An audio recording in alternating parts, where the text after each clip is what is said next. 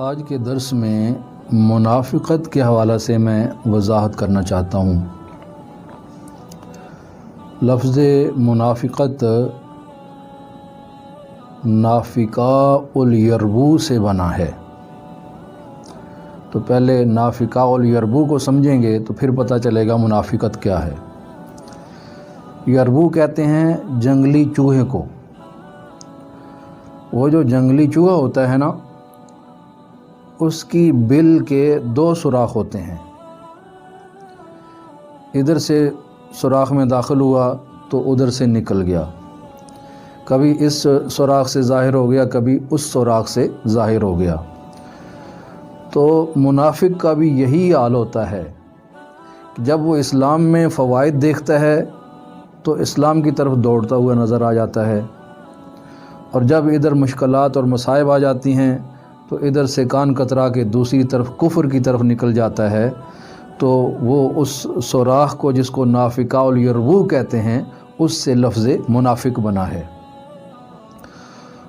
منافق کی پھر 2 قسمیں ہیں۔ ایک ہے منافق عملی۔ منافق عملی سے مراد یہ ہے کہ بندہ دل اور زبان سے اللہ تعالیٰ کی وحدانیت اور رسول اللہ صلی اللہ علیہ وسلم کی رسالت اور عقائد اسلامیہ کا پورا یقین رکھتا ہو، یعنی جو زبان سے کہہ رہا ہے اس کا دل بھی اس کے ساتھ ہے، لیکن عمل کے لحاظ سے وہ جب تنہا ہو تو کچھ نہ کرے، اور جب لوگوں کے سامنے جائے تو لمبے لمبے سجدے، بڑی بڑی تسبیحات اور بڑے بڑے رکوع اور تشہد کرتا ہوا نظر آئے، اسے کہتے ہیں منافق عملی۔ تو یہ شخص ہے مسلمان ہی، لیکن عمل کے لحاظ سے منافقانہ طرز عمل اس نے اپنا رکھا ہے۔ تو اس کے لیے توبہ کی گنجائش ہے۔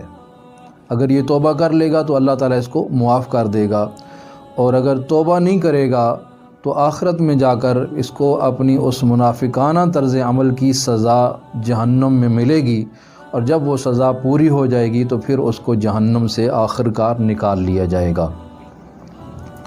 یہ ہے منافق عملی۔ لیکن اصل منافق جو ہے، جو حقیقی منافق ہے، وہ ہے اعتقادی منافق۔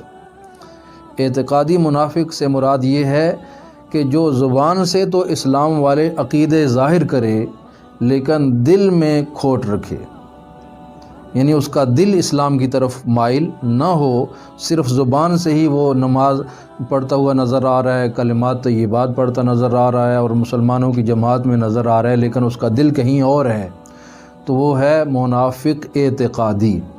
یہ جو اعتقادی منافق ہے نا، اس کے بارے میں ہی اللہ تعالیٰ نے ارشاد فرمایا، ان اللہ جامع المنافقین والکافرین فی نار جہنم جمیعا، کہ بے شک اللہ تبارک و تعالیٰ منافقوں اور کافروں کو، یعنی سب کے سب منافقوں اور سب کے سب کافروں کو جہنم میں جمع کرنے والا ہے۔